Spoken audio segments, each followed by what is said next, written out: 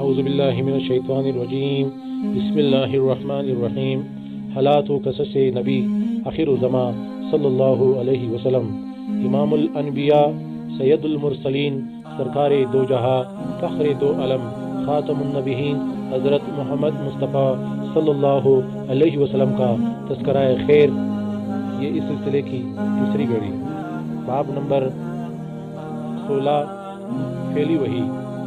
انہوں نے آتے ہی کہا اقرا یعنی پڑھیے۔ آپ نے فرمایا میں نہیں پڑھ سکتا، یعنی میں پڑھا لکھا نہیں۔ اس پر جبرائیل علیہ السلام نے آپ کو سینے سے لگا کر بینچا۔ آپ فرماتے ہیں انہوں نے مجھے اس زور سے بینچا کہ مجھے موت کا گمان ہوا۔ انہوں نے مجھے اس زور سے بینچا کہ مجھے موت کا گمان ہوا۔ اس کے بعد انہوں نے مجھے چھوڑ دیا، پھر کہا پڑھیے، یعنی جو میں کہوں وہ پڑھیے۔ اس پر آپ نے فرمایا میں کیا پڑھوں؟ تب جبرائیل علیہ السلام نے سورہ حلق کی یہ آیات پڑھی۔ ترجمہ: اے پیغمبر صلی اللہ علیہ وسلم، آپ پر جو قرآن نازل ہوا کرے گا اپنے رب کا نام لے کر پڑھا کیجئے، یعنی جب پڑھے بسم اللہ الرحمن الرحیم کہہ کر پڑھا کیجئے۔ جس نے مخلوقات کو پیدا کیا، جس نے انسان کو خون کے لوتڑے سے پیدا کیا، آپ قرآن پڑھا کیجئے۔ اور آپ کا رب بڑا کریم ہے، جو چاہتا ہے عطا کرتا ہے، اور ایسا ہے جس نے لکھے پڑھو کو قلم سے تعلیم دی، اور عام طور پر انسانوں کو دوسرے ذریعوں سے ان چیزوں کی تعلیم دی جن کو وہ نہیں جانتا تھا۔ آپ فرماتے ہیں میں نے ان آیاتوں کو اسی طرح پڑھ دیا، جس کے بعد وہ فرشتہ میرے پاس سے چلا گیا۔ ایسا لگتا تھا گویا میرے دل میں ایک تحریر لکھ دی گئی ہو، یعنی یہ کلمات مجھے زبانی یاد ہو گئے۔ اس کے بعد آپ گھر تشریف لائے۔ بعض روایات میں آتا ہے کہ جبرائیل علیہ السلام جب غار میں آئے تو پہلے انہوں نے یہ الفاظ کہے تھے، اے محمد، آپ اللہ کے رسول ہیں اور میں جبریل ہوں۔ آپ کی گھر تشریف آوری سے پہلے سیدہ خدیجہ رضی اللہ عنہا نے اسب معمول آپ کے لیے کھانا تیار کر کے ایک شخص کے ہاتھ آپ کے پاس بھجوا دیا تھا، مگر اس شخص کو آپ غار میں نظر نہ آئے۔ اس شخص نے واپس آ کر یہ بات سیدہ خدیجہ رضی اللہ عنہا کو بتائی۔ انہوں نے آپ کی تلاش میں آپ کے عزیز و اقارب کے گھر آدمی بھیجے، مگر آپ وہاں بھی نہ ملے۔ اس لیے سیدہ خدیجہ رضی اللہ عنہا پریشان ہو گئی۔ وہ ابھی اسی پریشانی میں تھی کہ آپ تشریف لائے۔ آپ نے جو کچھ دیکھا اور سنا تھا اس کی تفصیل سیدہ خدیجہ رضی اللہ تعالی عنہما سے بیان فرمائی۔ حضرت جبرائیل کا یہ جملہ بھی بتایا کہ اے محمد، آپ اللہ کے رسول ہے۔ یہ سن کر سیدہ خدیجہ رضی اللہ عنہما نے کہا آپ کو خوشخبری ہو، آپ یقین کیجئے، قسم ہے اس ذات کی جس کے قبضے میں میری جان ہے، آپ اس امت کے نبی ہوں گے۔ پھر سیدہ خدیجہ رضی اللہ عنہما آپ کو اپنے چچا زاد بھائی ورقہ بن نوفل کے پاس لے گئے۔ غار والا سارا واقعہ انہیں سنایا۔ ورقہ بن نوفل پرانی کتب کے عالم تھے۔ ساری بات سن کر وہ پکار اٹھے، قدوس قدوس، قسم ہے اس ذات کی جس کے قبضے میں میری جان ہے۔ خدیجہ، اگر تم سچ کہہ رہی ہو تو اس میں شک نہیں، ان کے پاس وہی ناموس اکبر یعنی جبرائیل آئے تھے جو موسیٰ علیہ السلام کے پاس آیا کرتے تھے۔ محمد اس امت کے نبی ہے، یہ اس بات پر یقین کر لے۔ قدوس کا مطلب ہے وہ ذات جو ہر عیب سے پاک ہو۔ یہ لفظ تعجب کے وقت بولا جاتا ہے جیسے ہم کہہ دیتے ہیں اللہ اللہ۔ ورقہ بن نوفل کو جبرائیل کا نام سن کر حیرت اس لیے ہوئی تھی کہ عرب کے دوسرے شہروں میں لوگوں نے یہ نام سنا بھی نہیں تھا۔ یہ بھی کہا جاتا ہے کہ ورقہ بن نوفل نے آپ کے سر کو بوسہ دیا تھا اور پھر کہا تھا کاش میں اس وقت تک زندہ رہتا جب آپ لوگوں کو اللہ تعالیٰ کی طرف دعوت دیں گے، میں آپ کی مدد کرتا، اس عظیم کام میں بڑھ چڑھ کر حصہ لیتا۔ کاش میں اس وقت تک زندہ رہوں جب آپ کی قوم آپ کو جھٹلائے گی، آپ کو تکالیف پہنچائے گی، آپ کے ساتھ جنگیں لڑی جائیں گی اور آپ کو یہاں سے نکال دیا جائے گا۔ اگر میں اس وقت تک زندہ رہا تو آپ کا ساتھ دوں گا، اللہ کے دین کی حمایت کروں گا۔ آپ یہ سن کر حیران ہوئے اور فرمایا میری قوم مجھے وطن سے نکال دے گی؟ جواب میں ورقہ نے کہا ہاں، اس لیے کہ جو چیز آپ لے کر آئے ہیں، اسے لے کر جو بھی آیا اس پر ظلم ڈھائے گئے، اگر میں نے وہ زمانہ پایا تو میں ضرور آپ کی پوری مدد کروں گا۔ ورقہ نے حضرت خدیجہ رضی اللہ عنہما سے یہ بھی کہا، تمہارے خاوند بے شک سچے ہیں، در حقیقت یہ باتیں نبوت کی ابتدا ہے، یہ اس امت کے نبی ہے۔ لیکن اس کے کچھ ہی مدت بعد ورقہ بن نوفل کا انتقال ہو گیا۔ انہیں ہجون کے مقام پر دفن کیا گیا، چونکہ انہوں نے آپ کی تصدیق کی تھی، اس لیے نبی کریم صلی اللہ علیہ وسلم نے ان کے بارے میں فرمایا، میں نے ورقہ کو جنت میں دیکھا ہے، ان کے جسم پر سرخ لباس تھا۔ ورقہ سے ملاقات کے بعد آپ گھر تشریف لے آئے، اس کے بعد ایک مدت تک جبرائیل علیہ السلام آپ کے سامنے نہیں آئے۔ درمیان میں جو وقفہ ڈالا گیا اس میں اللہ تعالیٰ کی یہ حکمت تھی کہ آپ کے مبارک دل پر جبرائیل علیہ السلام کو دیکھ کر جو خوف پیدا ہو گیا تھا اس کا اثر زائل ہو جائے، اور ان کے نہ آنے کی وجہ سے آپ کے دل میں وہی کا شوق پیدا ہو جائے۔ چنانچہ ایسا ہی ہوا۔ جبرائیل علیہ السلام کی آمد کے بعد سلسلہ رک جانے کے بعد آپ کو صدمہ ہوا۔ کئی بار آپ پہاڑوں کی چوٹیوں پر چڑھ گئے تاکہ خود کو وہاں سے گرا کر ختم کر دے، لیکن جب بھی آپ ایسا کرنے کی کوشش کرتے جبرائیل علیہ السلام آپ کو پکارتے، اے محمد، آپ حقیقت میں اللہ تعالیٰ کے رسول ہے۔ یہ کلمات سن کر آپ سکون محسوس کرتے، لیکن جب پھر وہی کا وقفہ کچھ اور رکتا تو آپ بے قرار ہو جاتے، رنج محسوس کرتے اور اسی طرح پہاڑ کی چوٹی پر چڑھ جاتے۔ چنانچہ پھر جبرائیل علیہ السلام آ جاتے اور آپ کو تسلی دیتے۔ آخر دوبارہ وہی ہوئی۔ سورہ مدثر کی پہلی 3 آیتیں اتری۔ ترجمہ: یہ کپڑے میں لپٹنے والے اٹھو، یعنی اپنی جگہ سے اٹھو اور تیار ہو جاؤ، پھر کافروں کو ڈراؤ اور پھر اپنے رب کی بڑائیاں بیان کرو اور اپنے کپڑے پاک رکھو۔ اسی طرح آپ کو نبوت کے ساتھ تبلیغ کا حکم دیا گیا۔ ابن اسحاق لکھتے ہیں، سیدہ خدیجہ رضی اللہ عنہا پہلی خاتون ہے جو اللہ اور اس کے رسول پر ایمان لائی اور اللہ کی طرف سے جو کچھ آن حضرت لے کر آئے اس کی تصدیق کی۔ مشرکین کی طرف سے آپ کو جب بھی تکلیف پہنچی، صدمہ پہنچا، سیدہ خدیجہ رضی اللہ عنہا نے آپ کو دلاسا دیا۔ سیدہ خدیجہ رضی اللہ عنہا کے بعد دوسرے آدمی حضرت ابو بکر رضی اللہ عنہ ہے جو آپ کے پرانے دوست تھے۔ انہوں نے آپ کے زبان سے نبوت ملنے کا ذکر سنتے ہی فوراً آپ کی تصدیق کی اور ایمان لے آئے۔ بچوں میں سیدنا علی رضی اللہ عنہ ہے جو آپ پر پہلے ایمان لائے، اور ان کے ایمان لانے کا واقعہ کچھ اس طرح ہے۔ ایک دن آپ حضور نبی کریم صلی اللہ علیہ وسلم کے پاس تشریف لائے۔ اس وقت سیدہ خدیجہ رضی اللہ عنہا بھی آپ کے ساتھ تھی اور آپ ان کے ساتھ چھپ کر نماز پڑھ رہے تھے۔ انہوں نے یہ نئی بات دیکھ کر پوچھا، یہ آپ کیا کر رہے ہیں؟ نبی کریم صلی اللہ علیہ وسلم نے ارشاد فرمایا، یہ وہ دین ہے جس کو اللہ تعالیٰ نے اپنے لیے پسند فرمایا ہے، اور اس کے لیے اللہ تعالیٰ نے اپنے پیغمبر بھیجے ہیں۔ میں تمہیں بھی اس اللہ کی طرف بلاتا ہوں، لات اور عزا کی عبادت سے روکتا ہوں۔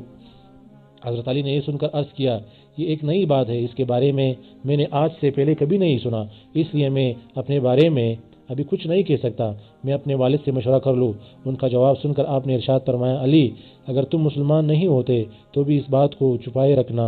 انہوں نے وعدہ کیا اور اس کا ذکر کسی سے نہ کیا۔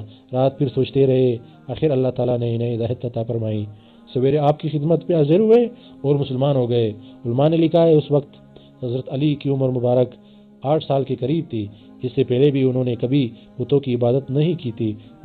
وہ بچپن ہی سے نبی اکرم صلی اللہ علیہ وسلم کے ساتھ رہتے تھے۔ سبحان اللہ و بحمدہ۔ باب نمبر 17، گم شدہ بیٹا۔ لیکن احتیاط کے باوجود حضرت علی رضی اللہ تعالیٰ عنہ کے والد کو ان کے قبول اسلام کا علم ہو گیا، تو انہوں نے حضرت علی رضی اللہ عنہ سے اس کے متعلق استفسار کیا۔ اپنے والد کا سوال سن کر حضرت علی رضی اللہ عنہ نے فرمایا، ابا جان، میں اللہ اور اس کے رسول پر ایمان لا چکا ہوں اور جو کچھ اللہ کے رسول لے کر آئے ہیں اس کی تصدیق کر چکا ہوں، لہذا ان کے دین میں داخل ہو گیا ہوں اور ان کی پیروی اختیار کر چکا ہوں۔ یہ سن کر ابو طالب نے کہا، جہاں تک ان کی بات ہے، یعنی محمد صلی اللہ علیہ وسلم کی، تو وہ تمہیں بھلائی کے سوا کسی دوسرے راستے پر نہیں لگائے، لہذا ان کا ساتھ نہ چھوڑنا۔ ابو طالب اکثر یہ کہا کرتے تھے، میں جانتا ہوں میرا بھتیجا جو کہتا ہے حق ہے، اگر مجھے یہ ڈر نہ ہوتا کہ قریش کی عورتیں مجھے شرم دلائے گی تو میں ضرور ان کی پیروی قبول کر لیتا۔ حفیظ کندی رضی اللہ عنہ ایک تاجر تھے۔ ان کا بیان ہے، اسلام قبول کرنے سے پہلے میں ایک مرتبہ حج کے لیے آیا۔ تجارت کا کچھ مال خریدنے کے لیے میں عباس ابن عبد المطلب کے پاس گیا۔ وہ میرے دوست تھے۔ اور یمن سے اکثر عطر خرید کر لاتے تھے، پھر حج کے موسم میں مکہ میں فروخت کرتے تھے۔ میں ان کے ساتھ مینا میں بیٹھا تھا کہ ایک نوجوان آیا، اس نے غروب ہوتے سورج کی طرف غور سے دیکھا۔ جب اس نے دیکھ لیا کہ سورج غروب ہو چکا ہے تو اس نے بہت اہتمام سے وضو کیا، پھر نماز پڑھنے لگا، یعنی کعبہ کی طرف منہ کر کے۔ پھر ایک لڑکا آیا جو بالغ ہونے کے قریب تھا، اس نے وضو کیا اور اس نوجوان کے برابر کھڑے ہو کر نماز پڑھنے لگا۔ پھر ایک عورت خیمے سے نکلی اور ان کے پیچھے نماز کی نیت باندھ کر کھڑی ہو گئی۔ اس کے بعد ان نوجوانوں نے رکوع کیا تو اس لڑکے اور عورت نے بھی رکوع کیا۔ نوجوان سجدے میں گیا تو وہ دونوں بھی سجدے میں چلے گئے۔ یہ منظر دیکھ کر میں نے عباس بن عبد المطلب سے پوچھا، عباس یہ کیا ہو رہا ہے؟ انہوں نے بتایا، یہ میرے بھائی عبداللہ کے بیٹے کا دین ہے۔ محمد صلی اللہ علیہ وسلم کا دعویٰ ہے کہ اللہ تعالیٰ نے اسے پیغمبر بنا کر بھیجا ہے۔ یہ لڑکا میرا بھتیجا ہے، علی ابن طالب ہے، اور یہ عورت محمد صلی اللہ علیہ وسلم کی بیوی خدیجہ ہے۔ یہ عفیف ہندی رضی اللہ عنہ مسلمان ہوئے تو کہا کرتے تھے، کاش اس وقت ان میں چوتھا آدمی میں ہوتا۔ اور اس واقعے کے وقت غالباً حضرت زید بن عرصہ اور حضرت ابو بکر صدیق رضی اللہ عنہ وہاں موجود نہیں تھے، اگرچہ اس وقت تک دونوں مسلمان ہو چکے تھے۔ حضرت زید بن عرصہ رضی اللہ عنہ غلاموں میں سب سے پہلے ایمان لائے تھے۔ یہ حضور اکرم صلی اللہ علیہ وسلم کے آزاد کردہ غلام تھے۔ پہلے یہ حضرت خدیجہ رضی اللہ عنہ کے غلام تھے۔ شادی کے بعد انہوں نے زید بن عرصہ رضی اللہ عنہ کو آپ صلی اللہ علیہ وسلم کی غلامی میں دے دیا تھا۔ یہ غلام کس طرح بنے یہ بھی سن لیں۔ جاہلیت کے زمانے میں ان کی والدہ انہیں لیے اپنے ماں باپ کے جا رہی تھی کہ قافلہ کو لوٹ لیا گیا۔ ڈاکو ان کے بیٹے زید بن عرصہ رضی اللہ عنہ کو بھی لے گئے، پھر انہیں عکاظ کے میلے میں بیچنے کے لیے لایا گیا۔ ادھر سیدہ خدیجہ رضی اللہ عنہ نے حکیم بن حزام رضی اللہ عنہ کو میلے میں بھیجا۔ وہ ایک غلام خریدنا چاہتی تھی۔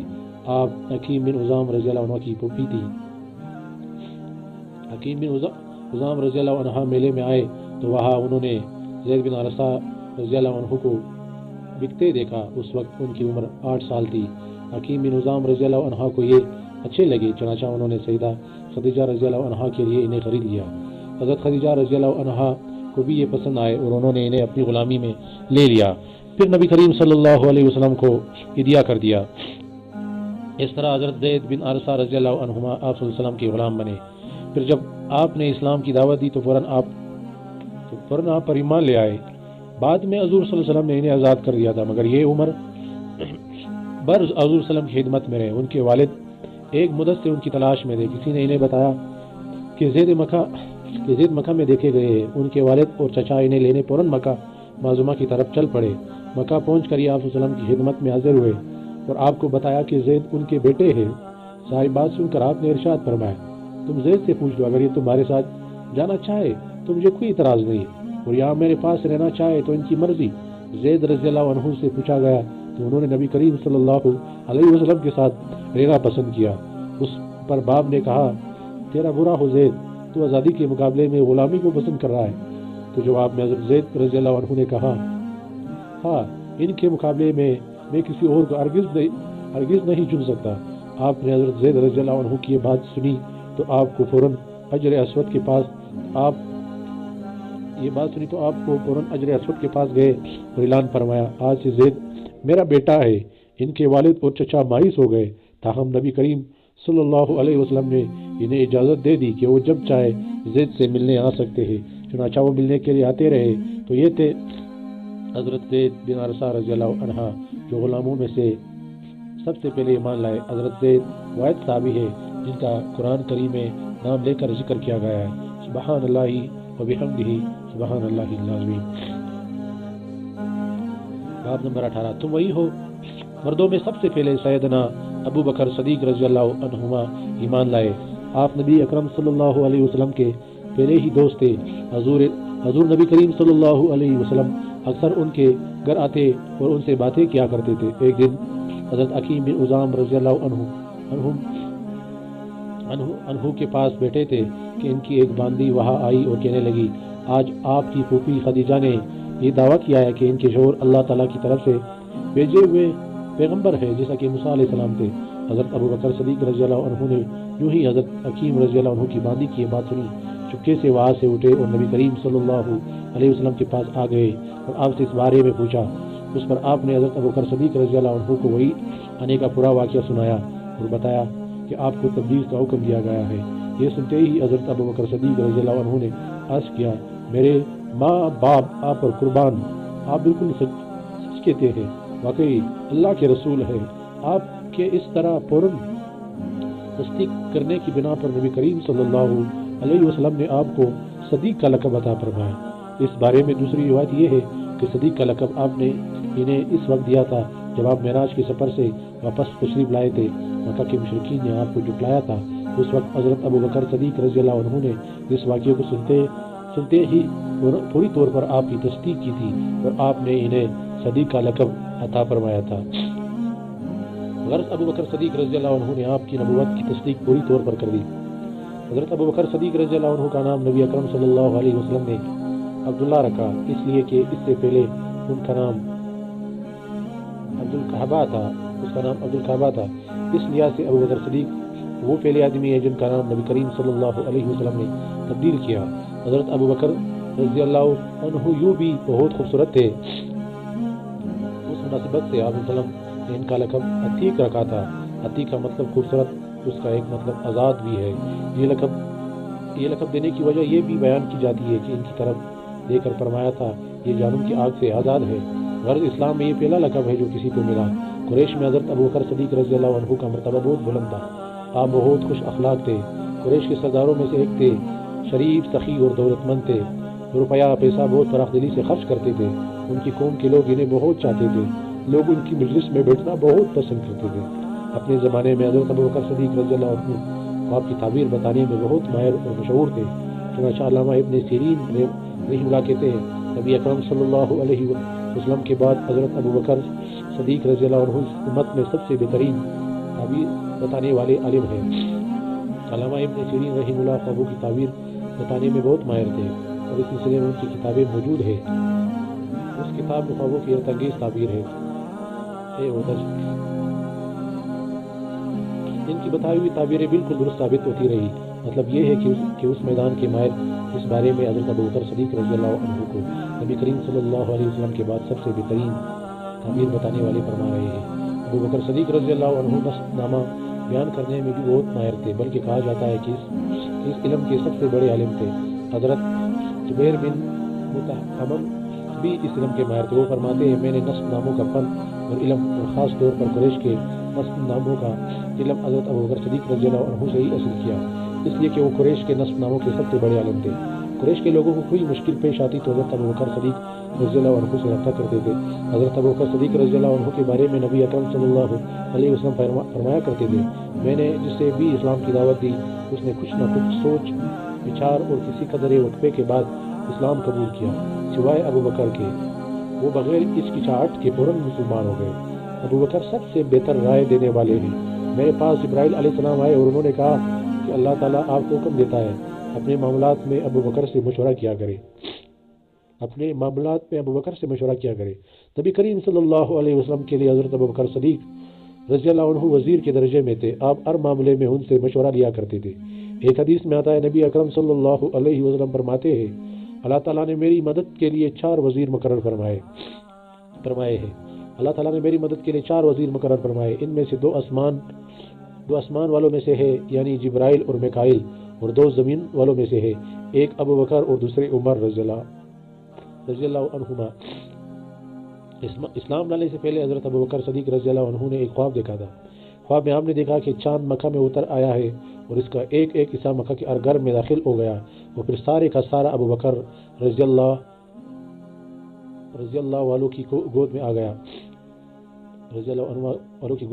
آپ نے یہ خواب ایک عیسائی عالم کو سنایا، اس نے اس خواب کی یہ تعبیر بیان کی کہ تم اپنے پیغمبر کی پیروی کرو گے جس کا دنیا انتظار کر رہی ہے اور جس کے ظہور کا وقت قریب آ گیا ہے، اور یہ کہ پیروکاروں میں سب سے زیادہ خوش قسمت انسان ہوں گے۔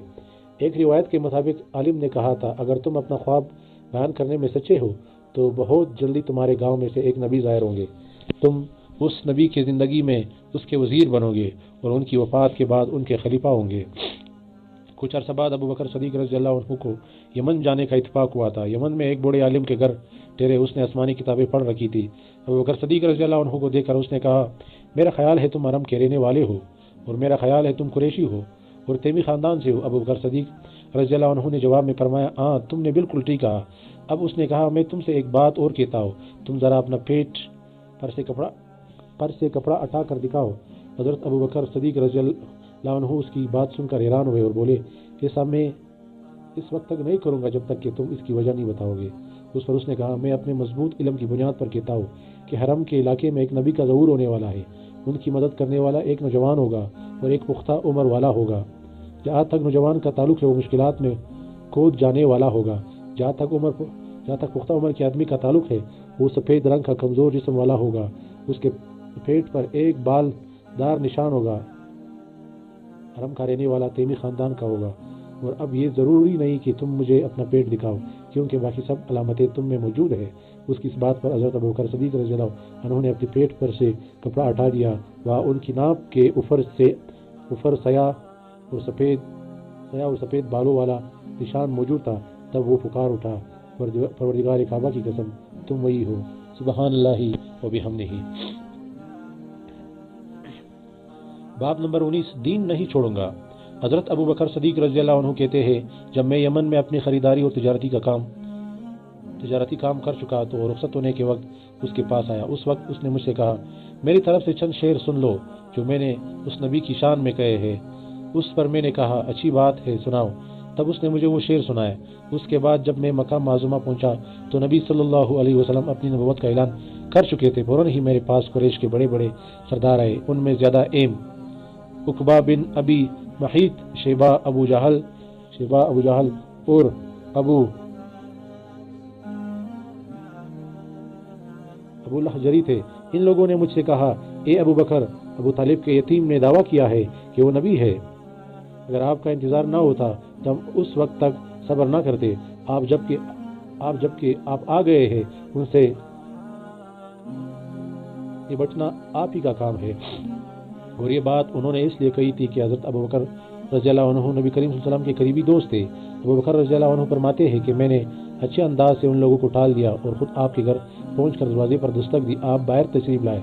मुझे देखकर आपने इरशाद फरमाया, ए अबू बकर, मैं तुम्हारी और तमाम इंसानों की तरफ अल्लाह का रसूल बनाकर भेजा गया हूँ, इसीलिए अल्लाह ताला पर ईमान ले आओ। आपकी बात सुनकर मैंने कहा, आपके पास इस बात का सबूत है? आपने मेरी बात सुनकर इरशाद फरमाया, उस बड़े के वो शेर जो उसने आपको सुनाए थे। ये सुनकर मैं हैरान रह गया और बोला, मेरे दोस्त, आपको उनके बारे में किसने बताया? आपने इरशाद फरमाया, उस अजीम फरिश्ते ने जो मुझसे पहले भी तमाम नबियों के पास आता रहा। हज़रत अबू बकर सदीक रज़ी अल्लाह अन्हु ने अर्ज़ किया, अपना हाथ लाइए, मैं गवाही देता हूँ कि अल्लाह के सिवा कोई माबूद नहीं और ये कि आप अल्लाह के रसूल हैं। आप मेरे ईमान लाने पर बहुत खुश हुए, मुझे सीने से लगाया। फिर कलमा पढ़कर मैं आपके पास से वापस आ गया। मुसलमान होने के बाद हज़रत अबू बकर सदीक रज़ी अल्लाह अन्हु ने जो सबसे पहला काम किया वो था इस्लाम की तबलीग। उन्होंने अपने जाने वालों को इस्लाम का पैगाम दिया, इन्हें अल्लाह और अल्लाह के रसूल की तरफ बुलाया। चुनाचे उनकी तबलीग के नतीजे में हज़रत उस्मान बिन अफ़्फ़ान रज़ी अल्लाह अन्हु मुसलमान हुए। हज़रत उस्मान रज़ी अल्लाह अन्हु के मुसलमान होने की खबर उनके चाचा हकम को हुई तो उसने इन्हें पकड़ लिया और कहा, तो अपने बाप दादा का दीन छोड़कर मोहम्मद का दीन कबूल करता है? अल्लाह की कसम मैं तुझे इस वक्त तक नहीं छोड़ूंगा जब तक कि तू इस दीन को नहीं छोड़ेगा। उसकी बात सुनकर हज़रत उस्मान गनी रज़ी अल्लाह अन्हु ने फरमाया, अल्लाह की कसम मैं उस दीन को कभी नहीं छोड़ूंगा। उनके चाचा ने जब उनकी पुख्तगी और साबित कदमी देखी तो इन्हें धुएं में खड़ा करके तकाली पहुंचाई। हज़रत उस्मान रज़ी अल्लाह अन्हु साबित कदम रहे। हज़रत उस्मान रज़ी अल्लाह अन्हु की फजीलत में एक हदीस में आया है कि नबी करीम सल्लल्लाहु अलैहि वसल्लम ने फरमाया, जन्नत में हर नबी का एक रफीक यानी साथी होता है और मेरे साथी व उस्मान इब्न अफ़्फ़ान होंगे। हज़रत अबू बकर रज़ी अल्लाह अन्हु ने इस्लाम की तबलीग जारी रखी। आपकी कोशिशों से हज़रत उस्मान रज़ी अल्लाह अन्हु के बाद हज़रत ज़ुबैर बिन अल-अवाम रज़ी अल्लाह अन्हु भी मुसलमान हो गए। उस वक्त उनकी उम्र 8 साल थी। इस तरह हज़रत अब्दुर्रहमान बिन औफ रज़ी अल्लाह अन्हु भी हज़रत अबू बकर सदीक रज़ी अल्लाह अन्हु की कोशिश से मुसलमान हुए। जहालत के ज़माने में उनका नाम अब्दुल काबा था। नबी करीम सल्लल्लाहु अलैहि वसल्लम ने आपका नाम अब्दुर्रहमान रखा। ये अब्दुर्रहमान बिन औफ रज़ी अल्लाह अन्हु कहते हैं, उमैया इब्न खल्फ मेरा दोस्त था। एक रोज़ उसने मुझसे कहा, तुमने اس نام کو چھوڑ دیا جو تمہارے باپ نے رکھا تھا؟ جواب میں نے کہا ہاں چھوڑ دیا۔ یہ سن کر وہ بولا میرا مان کو نہیں جانتا، اس لیے میں تمہارا نام عبداللہ رکھتا ہوں۔ چنانچہ مشرق اس روز سے مجھے عبداللہ کہہ کر پکارنے لگے۔ حضرت عبدالرحمن بن عوف رضی اللہ عنہ اپنے اسلام لانے کا واقعہ اس طرح بیان کرتے ہیں، میں اکثر یمن جایا کرتا تھا، جب میں وہاں جاتا اسقلان بن کو مواقف امیری کے مقام پر ٹھہرا کرتا تھا، اور جب بھی میں اس کے ہاں جاتا وہ مجھ سے پوچھا کرتا تھا کہ کیا وہ شخص تم لوگوں میں ظاہر ہو گیا ہے جس کی شہرت اور چرچے ہے؟ کیا تمہارے دین کے معاملے میں کسی نے مخالفت کا اعلان کیا ہے؟ میں ہمیشہ یہی کہا کرتا تھا کہ نہیں، ایسا کوئی شخص ظاہر نہیں ہوا، یہاں تک کہ وہ سال آ گیا جس میں نبی کریم صلی اللہ علیہ وسلم کا ظہور ہوا۔ میں اس سال یمن گیا تو اسی کے اس نے یہی سوال پوچھا۔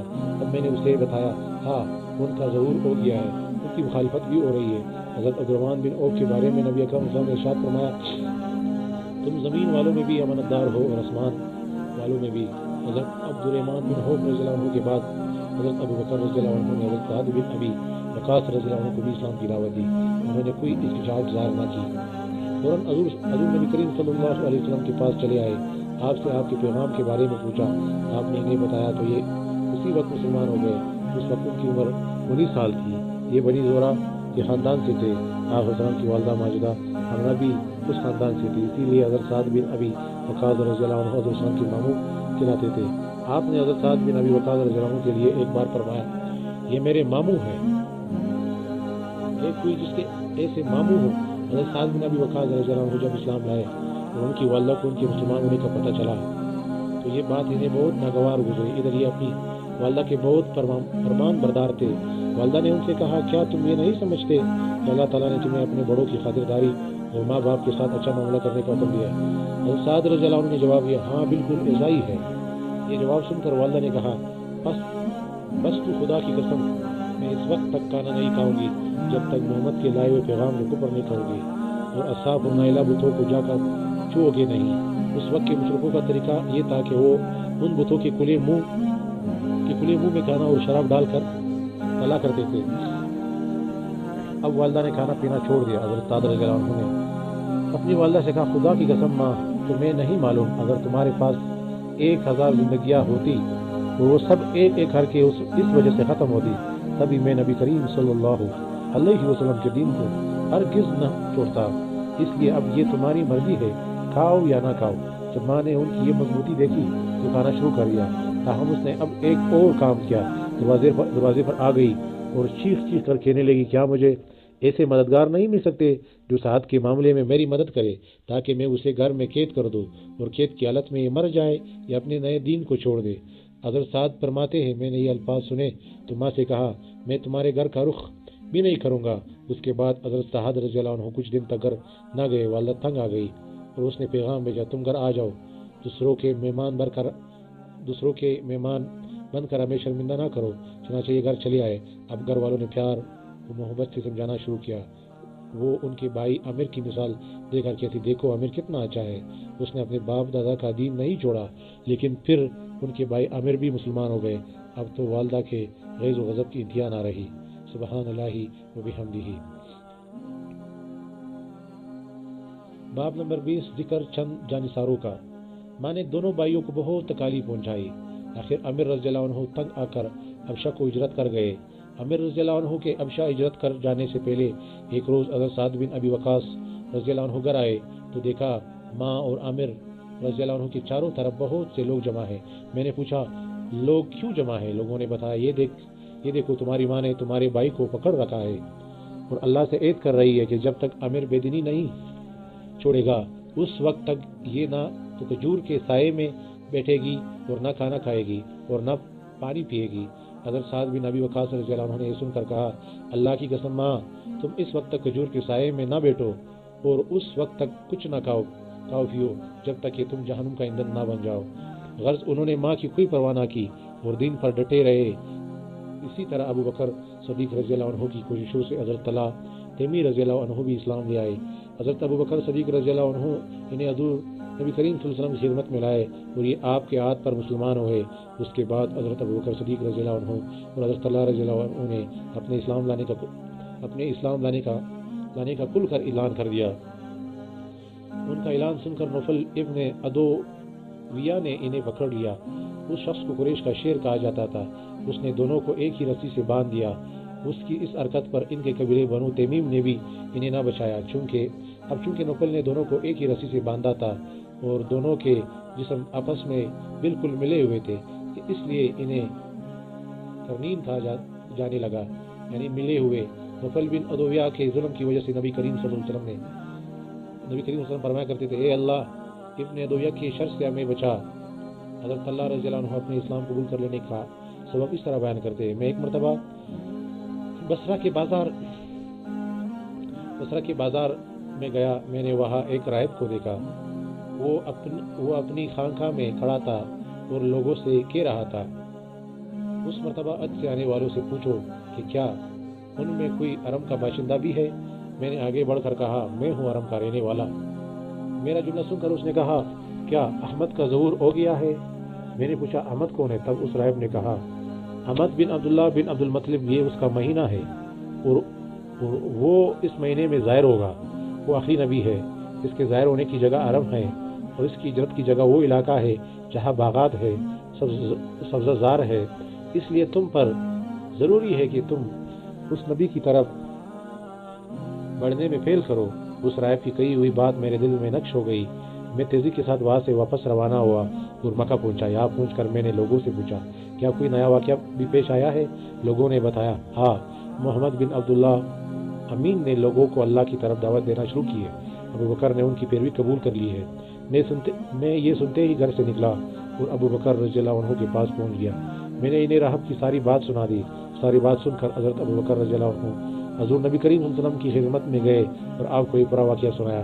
آپ سن کر بہت خوش ہوئے، اسی وقت میں مسلمان ہو گیا۔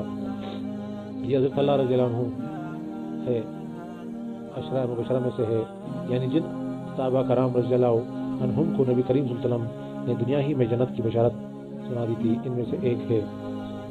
اس طرح حضرت ابوبکر صدیق رضی اللہ عنہ کی کوششوں سے جن صحابہ کرام رضی اللہ عنہم نے کلمہ پڑھا، ان میں سے 5 عشرہ مبشرہ میں شامل ہے۔ وہ یہ ہے، حضرت زبیر رضی اللہ عنہ، حضرت عثمان رضی اللہ تعالیٰ عنہ، حضرت اللہ رضی اللہ تعالیٰ عنہ، حضرت عبد الرحمن رضی اللہ تعالیٰ عنہ۔ بعض نے ان میں چھٹے صحابی کا بھی اضافہ کیا ہے، وہ ہے حضرت ابو عبیدہ بن جراح رضی اللہ عنہ۔ ان حضرات میں حضرت ابوبکر، حضرت عثمان، حضرت عبد الرحمن اور حضرت اللہ رضی اللہ عنہ کے کپڑے کے تاجر تھے۔ حضرت زبیر رضی اللہ عنہ جانور ذبح کرتے تھے اور حضرت سعد رضی اللہ عنہ تیر بنانے کا کام کرتے تھے۔ ان کے بعد حضرت عبداللہ بن مسعود رضی اللہ عنہ ایمان لائے۔ وہ اپنے اسلام لانے کا واقعہ یوں بیان کرتے ہیں، میں ایک دن عقبہ بن ابی وحید کے خاندان کی بکریاں چرا رہا تھا، اسی وقت رسول اللہ صلی اللہ علیہ وسلم وہاں آ گئے۔ ابو بکر صدیق رضی اللہ عنہ بھی آپ کے ساتھ تھے۔ آپ نے پوچھا، کیا تمہارے پاس دودھ ہے؟ میں نے کہا، جی ہاں، لیکن میں تو امین ہوں، یعنی یہ دودھ تو امانت ہے۔ آپ نے فرمایا، کیا تمہارے پاس کوئی ایسی بکری ہے جس نے ابھی کوئی بچہ نہ دیا ہو؟ میں نے کہا، جی ہاں، ایک ایسی بکری ہے۔ میں اس بکری کو آپ کے قریب لے آئے، اس کے ابھی تن پوری طرح نہیں نکلے تھے۔ آپ نے اس کی تنوں کی جگہ پر ہاتھ پھیرا، اسی وقت اس بکری کے تن دودھ سے بھر گئے۔ یہ واقعہ دوسری روایت میں یوں بیان ہوا ہے کہ اس بکری کے تن سوکھ چکے تھے، آپ نے ان پر ہاتھ پھیرا تو وہ دودھ سے بھر گئے۔ حضرت عبداللہ بن مسعود رضی اللہ عنہ یہ دیکھ کر حیران رہ گئے اور آپ کو ایک صاف پتھر تک لے آئے۔ وہاں بیٹھ کر آپ وسلم نے بکری کا دودھ آپ نے وہ دودھ ابو بکر صدیق رضی اللہ عنہ کو پلایا، پھر مجھے پلایا اور آخر میں آپ نے خود پیا۔ آپ نے بکری کے تن سے فرمایا، سمٹ جاؤ، چنانچہ تن فوراً ہی پھر ویسے ہو گئے جیسے پہلے تھے۔ حضرت عبداللہ بن مسعود رضی اللہ عنہ فرماتے ہیں، جب میں نے رسول اللہ علیہ وسلم کا یہ معجزہ دیکھا تو آپ نے عرض کیا، یہ اللہ کے رسول، مجھے اس کی حقیقت بتائیے۔ آپ نے یہ سن کر میرے سر پر ہاتھ پھیرا اور فرمایا، اللہ تم پر رحم فرمائے، تم تو جانکار ہو۔ یہ عبداللہ بن مسعود باپ کی بجائے ماں کی طرف سے زیادہ مشہور تھے۔ ان کی ماں کا نام حفصہ، ان کا قد بہت چھوٹا تھا، یہاں دبلے پتلے تھے۔ ایک مرتبہ صحابہ ان پر ہنسنے لگے تو آپ نے ارشاد فرمایا، عبداللہ اپنے مرتبے کے لحاظ سے ترازو میں سب سے بھاری ہے۔ انہی کے بارے میں نبی کریم صلی اللہ علیہ وسلم نے ارشاد فرمایا تھا، اپنی امت کے لیے میں بھی اسی چیز پر راضی ہو گیا جن پر ابن اب یعنی عبداللہ ابن مسعود راضی ہو گئے، اور جس چیز کو عبداللہ بن مسعود نے امت کے لیے ناگوار سمجھا، میں نے بھی اس کو ناگوار سمجھا۔ آپ ان کی بہت عزت کرتے تھے، انہیں اپنے قریب بٹھایا کرتے تھے، ان سے کسی کو چھپایا نہیں کرتے تھے۔ اسی لیے آپ کے گھر میں آتے جاتے تھے، یہ نبی کریم کے آگے آگے یا ساتھ ساتھ چلا کرتے تھے۔ آپ جب غسل فرماتے تو یہی پردے کے لیے چادر تان کر کھڑے ہوتے تھے۔ آپ جب سو جاتے تھے تو یہ آپ کو وقت پر جگایا کرتے تھے۔ اسی طرح جب آپ کہیں جانے کے لیے کھڑے ہوتے تھے، حضرت عبداللہ بن مسعود رضی اللہ عنہ آپ کو جوتے پہناتے تھے۔ پھر جب آپ کہیں پہنچ کر بیٹھ جاتے تو یہ آپ کے جوتے اٹھا کر اپنے ہاتھوں میں لے لیا کرتے تھے۔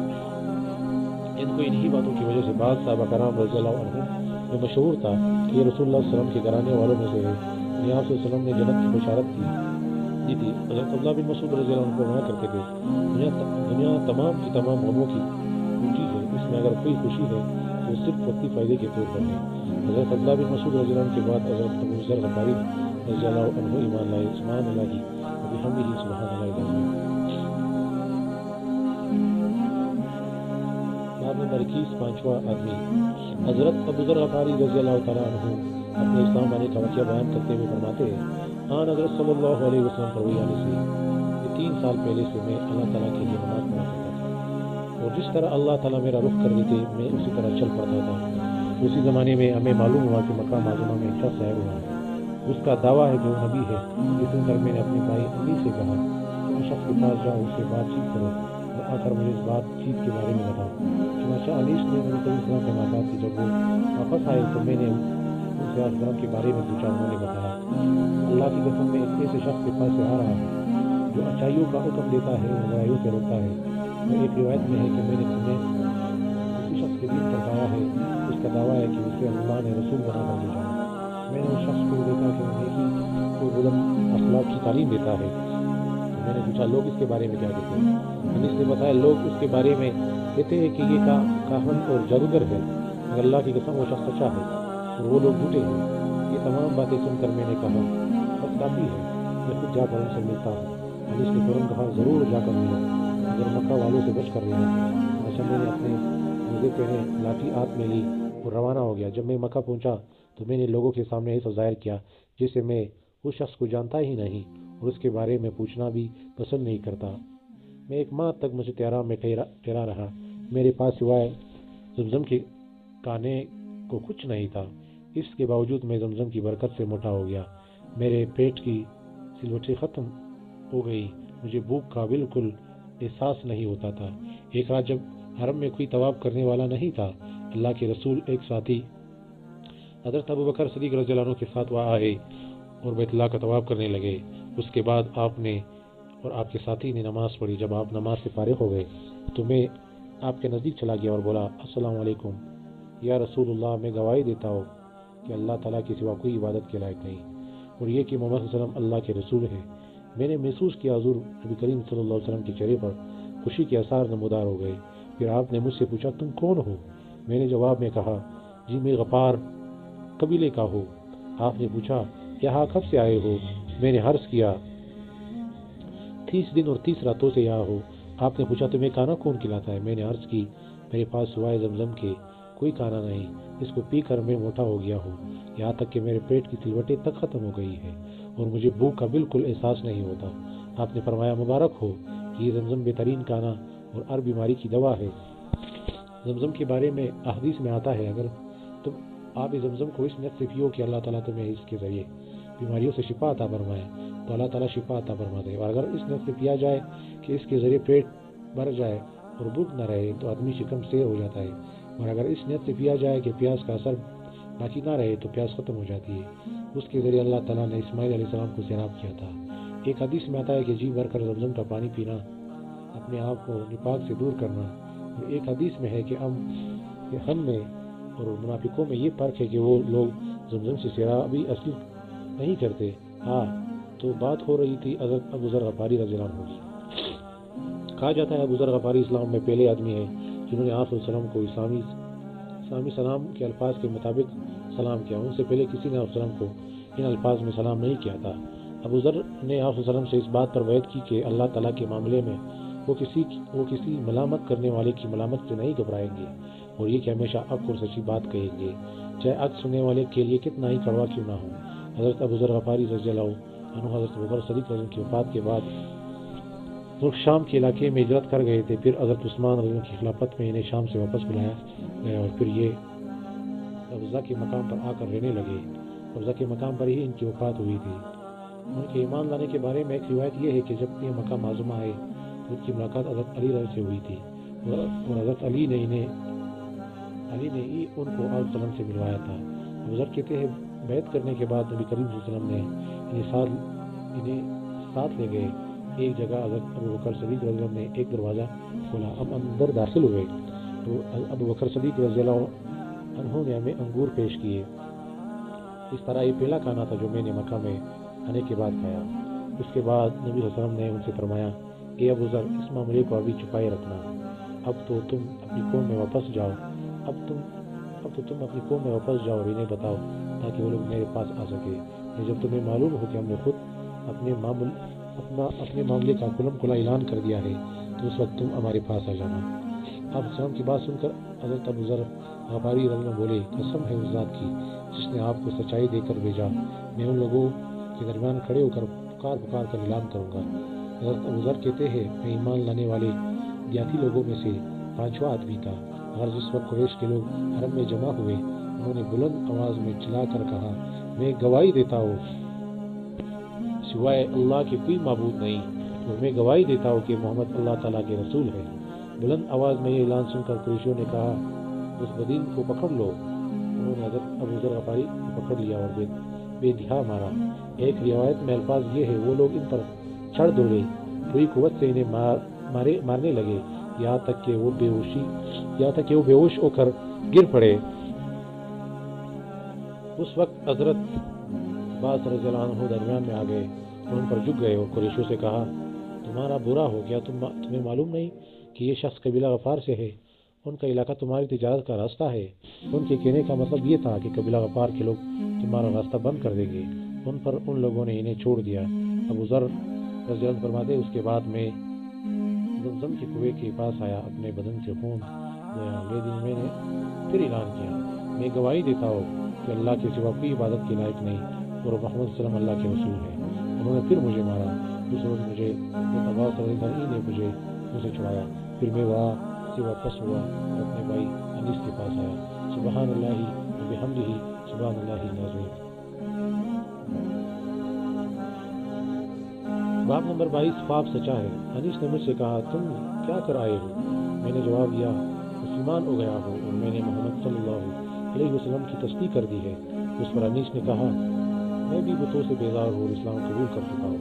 اس کے بعد ہم دونوں اپنی والدہ کے پاس آئے تو بولے، مجھے پچھلے دین سے کوئی دلچسپی نہیں رہی، میں بھی اسلام قبول کر چکی ہوں، اللہ کے رسول کی تصدیق کر چکی ہوں۔ اس کے بعد ہم اپنی قوم غفار کے پاس آئے، ان سے بات کی، ان میں سے آدھے تو اسی وقت مسلمان ہو گئے، باقی لوگوں نے کہا جب رسول اللہ صلی اللہ علیہ وسلم تشریف لائیں گے ہم اس وقت مسلمان ہوں گے۔ چنانچہ جب رسول اللہ صلی اللہ علیہ وسلم مدینہ منورہ تشریف لائے تو قبیلہ غفار کے باقی لوگ بھی مسلمان ہو گئے۔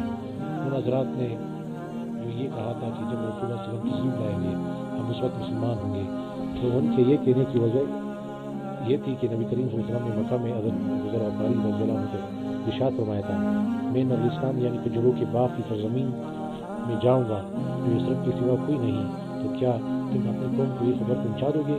ممکن ہے اسی طرح تمہارے ذریعے اللہ تعالیٰ ان لوگوں کو فائدہ پہنچا دے اور تمہیں ان کی وجہ سے اجر ملے۔